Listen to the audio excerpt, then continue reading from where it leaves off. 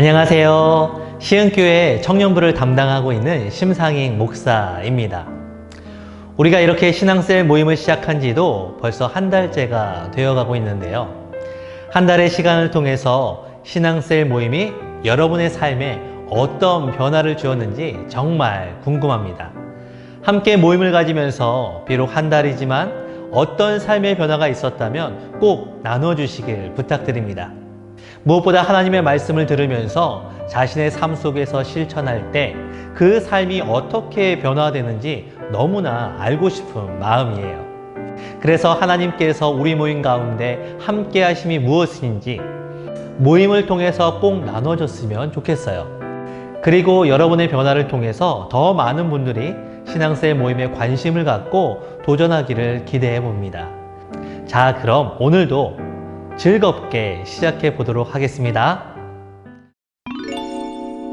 리더, 자리매김하다. 우리 모임은 한옥 목사님이 쓰신 왕들의 이야기를 주 교재로 사용하고 있습니다. 지난주까지는 본 내용을 위한 사전 지식을 알아가는 시간이었다면 이제 본격적으로 열왕기서의 내용을 들어가 보도록 하겠습니다. 열왕기서 2장의 시작은 죽음을 앞둔 다윗 왕이 그 다음으로 왕이 될 솔로몬에게 유언을 남기는 것으로 시작됩니다. 세계 역사에서 모든 왕국의 후계자 계승이 쉽지 않았던 것처럼 솔로몬이 왕이 되는 과정도 순탄치만은 않았습니다. 다윗의 아들 가운데 왕이 될 것이라 여겨졌던 1순위 후보는 압살롬이라는 총명한 왕자였습니다. 그러나 그는 아버지 다윗에게 반역을 꾀하다 비참하게 죽고 말았죠. 또 다른 강력한 후보였던 암논 왕자는 그 압살롬에게 죽임을 당하고 말았습니다. 그렇게 다윗은 권력자였지만 자신의 아들들이 그 권력 때문에 죽어가는 고통을 겪어야만 했었죠.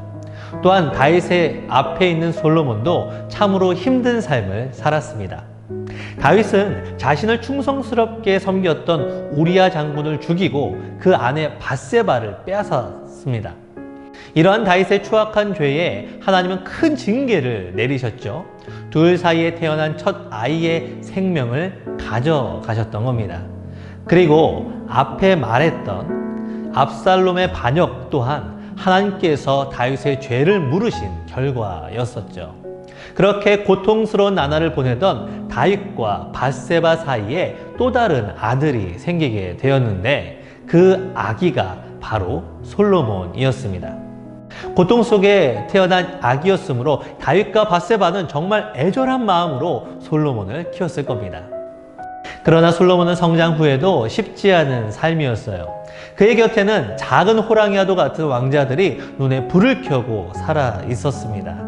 특히 이복 형제였던 아도니아의 경우 많은 추종 세력을 등에 업고 반역을 시도하다가 무산된 적이 있을 정도로 왕의 자리를 향한 암투가 계속적으로 숨가쁘게 이루어지고 있었죠. 이처럼 불안한 정국이 계속되는 상황 속에서 솔로몬이 왕에 등극한 것이에요. 이것이 사무엘하 11장부터 열왕기상 1장까지 내용이죠. 아버지 다윗이 죽게 되면 이러한 상황은 점점 더 어려워질 수 있었죠. 그러니 솔로몬은 그 병상에 누워있는 아버지 다윗을 바라보면서 너무나도 복잡한 마음이었을 겁니다. 수많은 두려움과 번민이 이 솔로몬의 머릿속을 가득 메웠을 겁니다. 이러한 모든 상황들, 이 현명한 다윗 왕이 모를 리가 없습니다. 그는 비록 힘이 없어 하루 종일 그 침대에서 벗어날 수 없는 삶이었지만 자신의 후대를 위해 고민하면서 하나님께 기도하는 삶을 살았을 겁니다. 그렇게 마지막까지 하나님을 붙들었던 다윗이 이제 마지막으로 그 기운을 모아서 솔로몬에게 유언을 남기는 거예요. 그런데 우리가 앞으로 보게 될 그 400년에 걸친 왕들의 이야기, 그 전체를 이해하기 위해서는 이 다윗의 유언을 반드시 짚어보고 가야 해요. 하나님께서 늘 왕들을 평가하실 때에 그 기준이 되었던 것이 이 다윗 왕의 삶이었기 때문입니다. 이런 다윗의 마지막 유언은 다윗이 지금까지 살아온 모든 가치관을 담고 있는 내용이죠.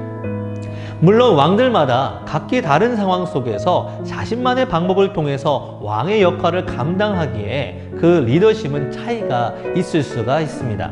그러나 모든 리더십에는 항상 기본적인 베이스가 있어야 해요.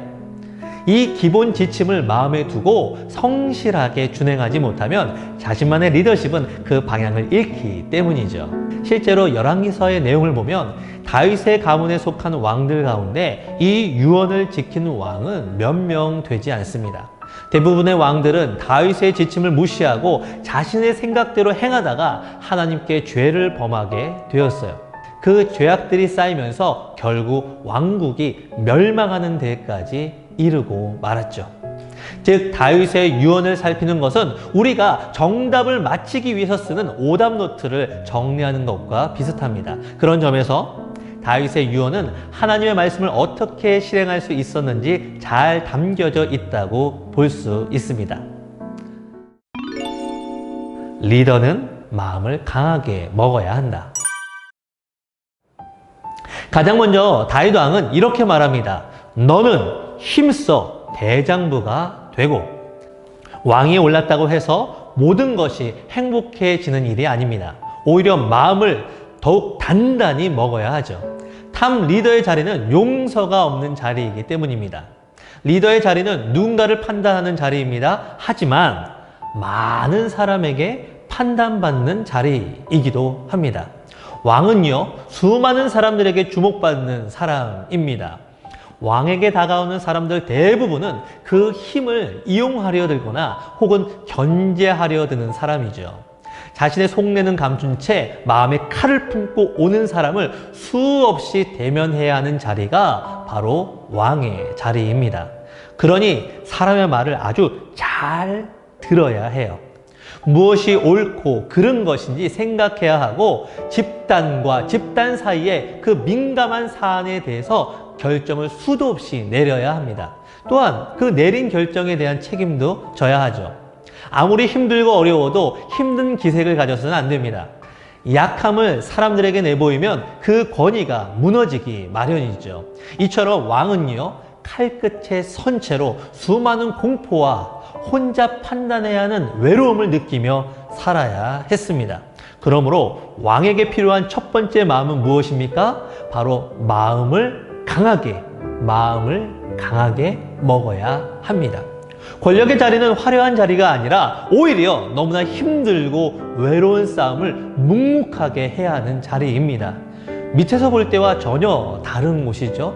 오늘날 똑똑하다는 사람들도 정작 그 자리에 앉게 되면 수많은 난관에 봉착하면서 쉽게 굴복하고 좌절하는 사람들을 보게 됩니다. 자리에 올라 이렇게 어려운 줄 몰랐다 라고 한탄하는 모습도 보게 되죠. 그렇게 약한 마음으로 절대 리더의 삶을 감당할 수 없다라는 것이에요. 에베소서 6장의 말씀에도 우리가 세상을 이끄는 그 리더의 역할을 감당하기 위해서는 반드시 영적인 전신갑주를 입고 그 마음을 단단히 하라고 말씀합니다. 맞아요. 리더의 자리는 죽을 각오로 하는 거예요. 세상에서 순교할 마음으로 해야 합니다. 그래야 우리는 세상의 빛과 소금과 같은 그 리더의 역할을 감당하여 세상을 이끄는 삶이 될 수가 있어요. 다윗이 힘써 대장부가 되라 라고 한 이 말에는 스피드와 절박감이 함께 묻어나는 말입니다. 이제 시간의 여유가 없다는 거죠. 어떤 상황에도 머뭇거리지 않고 하나님께서 주신 지혜와 용기로 반응해야 해요. 이제 리더가 되었다면 말과 행동으로 보여줘야 합니다. 때로는 욕을 먹을 겁니다. 넘어지고 무너질 겁니다. 어떤 선택에 반드시 대가를 치르는 자리라는 것을 잊지 말아야 해요. 그러므로 리더의 자리에 있기 위해서 반드시 필요한 것은 영적으로 민감한 삶입니다. 영적인 교제를 통해 하나님의 지혜를 계속해서 공급받지 못하고서는 단 한순간도 바른 선택을 하기가 어렵습니다. 그러므로 매 순간 말씀을 묵상하고 말씀에 순종하는 삶을 살아야 하죠. 리더의 힘은 말씀에 순종하는 것이다. 다윗왕은 계속해서 말하고 있습니다. 열왕기상 2장 3절의 말씀이에요. 내 하나님 여호와의 명령을 지켜 그 길로 행하여 그 법률과 계명과 율례와 증거를 모세의 율법에 기록된 대로 지키라. 그리하면 내가 무엇을 하든지 어디로 가든지 형통할지라. 다윗이 가르쳐준 인생의 결론은 아주 무척 단순합니다. 다윗의 삶에는 수많은 환란이 있었어요. 그는 모든 시련들을 어떻게 이길 수 있었을까요? 오직 하나님께서 다윗을 형통하게 하셨기 때문이라는 겁니다. 그러므로 그 모든 것을 이기기 위해서 반드시 필요한 것은 오직 하나님의 말씀을 붙잡고 순종해야 함을 그 아들 솔로몬에게 전하고 있어요. 하나님께 얼마나 순종하는 삶을 살고 있는가, 이것이 진정으로 성공한 인생과 더불어 리더십의 열쇠라는 것이죠. 다윗은 솔로몬이 개인적인 삶뿐만이 아니라 이스라엘 국가 전체의 운명을 염두에 하면서 반드시 하나님의 말씀을 그 중심에 둘 것을 말하고 있습니다. 요즘 보면요, 기업이나 정치 리더십의 중요한 자질로 그 미래를 예측하는 능력을 말합니다. 그래서 미래 트렌드에 관련된 수많은 책과 방송이 등장했죠. 우리 기독교인들도 앞으로 하나님께서 우리에게 무엇을 행하실까라고 하면서 앞으로의 일에 대한 계시에 정말 관심이 많아요. 그런데요, 우리가 성경의 말씀을 보면 하나님께서 우리의 미래에 대한 아주 자세하고 면밀한 그림들을 그렇게 한꺼번에 많이 보여주시지 않는다는 것을 우리는 알 수가 있어요. 성경 인물 모두가 하나님의 완벽한 미래 계획을 알고 행동한 사람이 없다라는 겁니다. 하나님이 강조하시는 리더십의 성공 여부는 미래에 대한 세세한 계시가 아니라 현재 우리에게 주어진 이 기록된 말씀에 대한 순종입니다. 너무나 역설적이게도요, 하나님께서 우리에게 주신 이 말씀을 붙들며 내가 살고 있는 자리에서 매 순간 말씀에 순종하며 살면 아무것도 보이지 않았던 그 미래가 조금씩 선명하게 드러나는 것을 깨닫게 됩니다. 그러나 우리가 현재 알고 있는 이 말씀에 순종하지 않으면 앞으로의 미래는 절대로 깨닫지 못하게 되죠. 우리는 이렇게 말하고는 하죠. 미래를 알려주시지 않는 그 하나님의 침묵이 무척이나 답답하다라고 말이죠. 하지만 우리가 놓치고 있는 진실은 우리 스스로가 하나님의 말씀에 순종하지 않음으로 인해 스스로 그 미래를 알려주시는 하나님을 제한해 버린 것이죠. 현재 재정적으로 어려움을 겪고 있습니까? 하나님께서 앞으로 이 문제를 어떻게 해결해 주실지는 알 수가 없어요. 그러나 우리가 지금 알 수 있는 것이 있습니다. 재정적으로 어려워도 남의 것을 훔치지 말고 남을 속이지 말아야 한다라는 것이죠. 또한 땀 흘려 일하는 것을 하나님께서 원하신다라는 것도 알 수가 있습니다. 하나님께서 내 인생의 배우자로 누군가를 정해 주셨는지는 모르지만 하나님의 기준에 대해서 타협해서는 안 됩니다. 아무리 힘들고 어려워도 하나님의 말씀대로 따르는 삶만이 하나님께서 주신 은혜를 누리는 자가 될 것입니다. 자, 이렇게 다윗의 유언 그 첫 번째 파트를 마치게 되었는데요. 오늘의 말씀도 여러분의 삶과 모임에 많은 도움이 되었으면 좋겠습니다. 자, 그럼 오늘 들었던 말씀을 아주 간단하게 정리해 보도록 하겠습니다. 첫 번째, 우리는 하나님의 영향력을 끼쳤던 신앙의 선배의 모습을 통해서 하나님의 뜻을 배울 수 있다. 자, 그래서 오늘은 하나님께서 사랑하셨던 다윗의 유언에 담긴 의미를 살펴보기 시작했죠. 두 번째, 리더의 자리는 강력한 마음이 요구되는 자리이다. 리더의 자리는 화려함 속에 감춰진 시련과 고난을 이겨야 하는 자리라는 것이죠. 자, 세 번째, 하나님의 리더는 말씀을 순종함을 통하여 영향력을 발휘한다.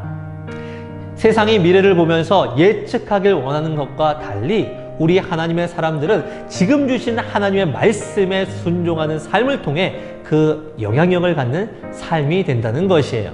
자, 그러면 오늘 모임을 위한 질문 두 가지를 함께 나눠보겠습니다. 자, 첫 번째 질문. 현재 내 마음을 연약하게 만드는 일이나 사건, 그리고 사람은 무엇인지 함께 이야기해 봅시다. 자, 두 번째 질문이에요. 하나님께서 나에게 요구하시는 그 말씀의 순종이 무엇인지 생각해보고 함께 나눠보도록 하겠습니다.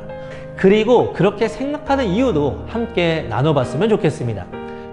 그러면 오늘도 하나님의 말씀으로 여러분의 삶이 풍성하게 나눠지는 모임이 되길 함께 기도하겠습니다. 자, 그럼 안녕!